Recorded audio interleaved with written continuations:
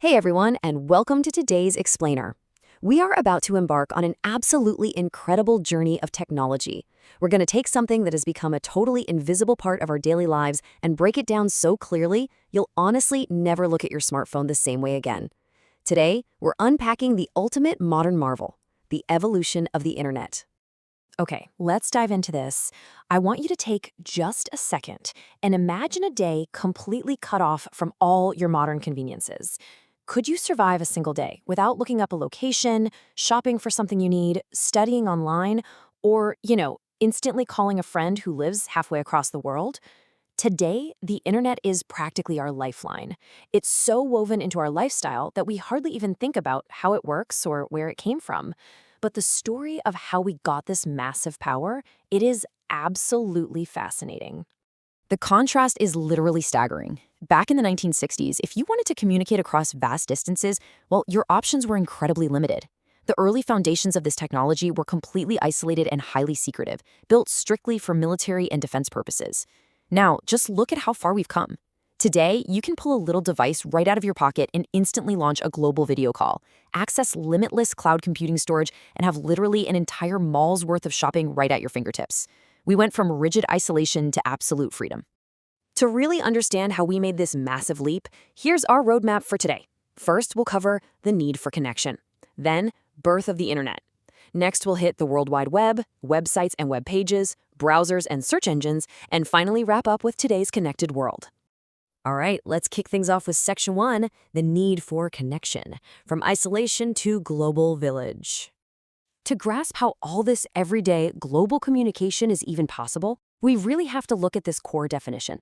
The internet is a global network of networks that connects millions of computers and devices worldwide. Think about your local telecom providers, the companies that give you cell service or your home Wi-Fi. Those are individual networks. Well, the internet is the ultimate umbrella that takes all those separate local networks and connects them together globally. It allows users across completely different countries to share files, send emails, and make video calls, acting as one massive global village. Moving right along to Section 2, birth of the internet, spanning the 1960s to the 1980s. Let's rewind the clock a bit to see exactly where this massive global network started. It all begins in 1960 with a concept called ARPANET, which was created by the U.S. Department of Defense as an advanced research project. But here's the thing.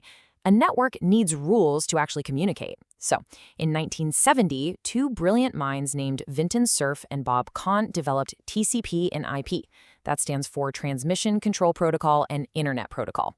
Finally, in 1983, ARPANET officially adopted TCP/IP. This exact moment in 1983 is widely recognized as the official start of the internet as a functioning, communicating network.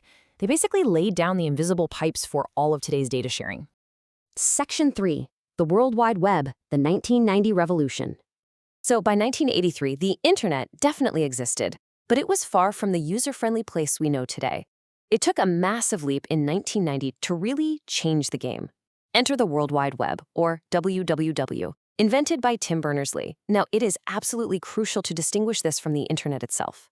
The internet is the underlying physical network of connected computers, right? The WWW is the system of interlinked web pages, text, images, and multimedia content that rides on top of that internet infrastructure. The World Wide Web is what actually lets us click links and see pictures.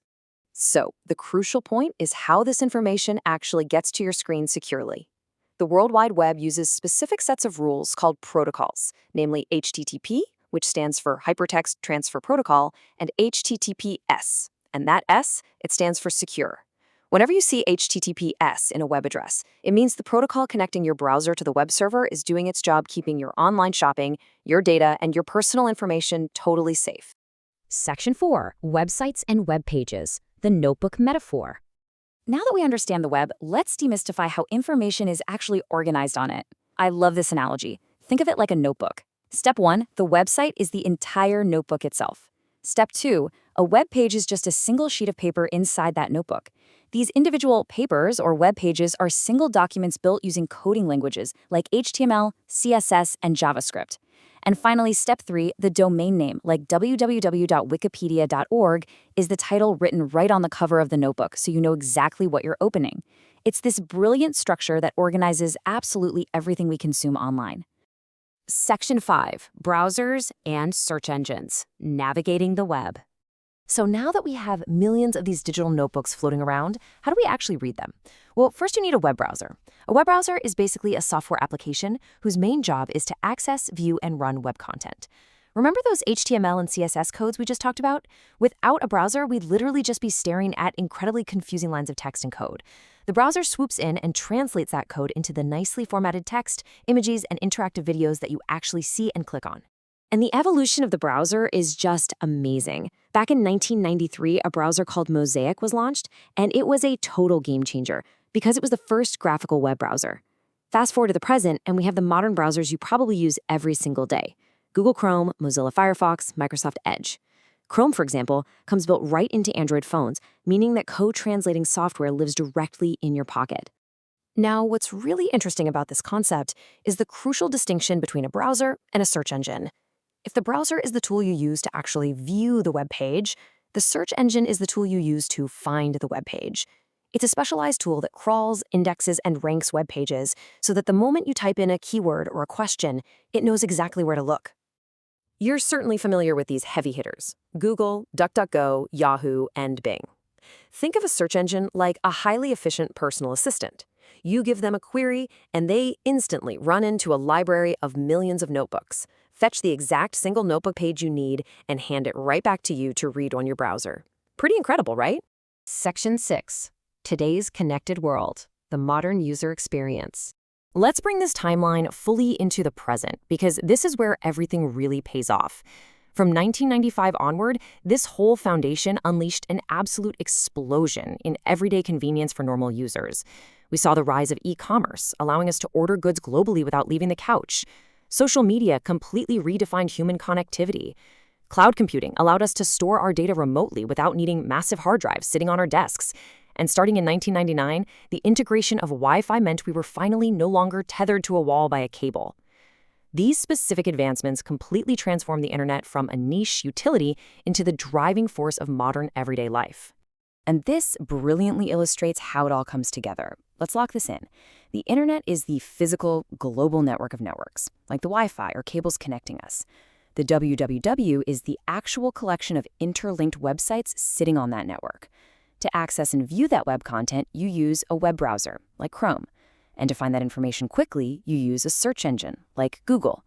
That's 4 completely distinct concepts working in perfect harmony to bring the entire world to your screen.